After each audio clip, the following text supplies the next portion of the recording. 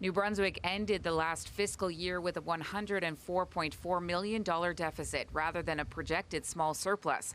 That's despite the nationwide tobacco settlement landing the province $156 million, which went into general revenues. This settlement was for costs that had already been incurred in the health system.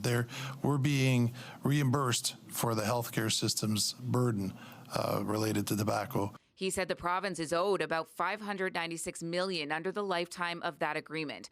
But it's unclear how much or when more money will arrive. It all depends on how much the tobacco companies make. And there are factors that can impact that, the finance minister says. There is a significant amount of illegal cigarettes in New Brunswick compared to other provinces. So that does impact profitability. So there's more variation in Atlantic Canada than some other provinces where the percentage is somewhat smaller. New Brunswick's net debt has increased from $11.8 to $12.3 billion, which is about $14,400 per New Brunswicker.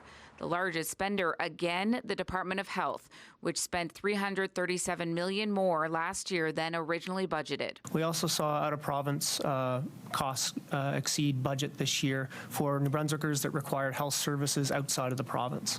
So much the same story that we've seen in the past, very difficult to predict, but those pressures remain.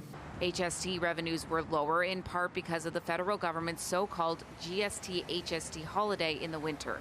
Those losses range between $62 and $70 million.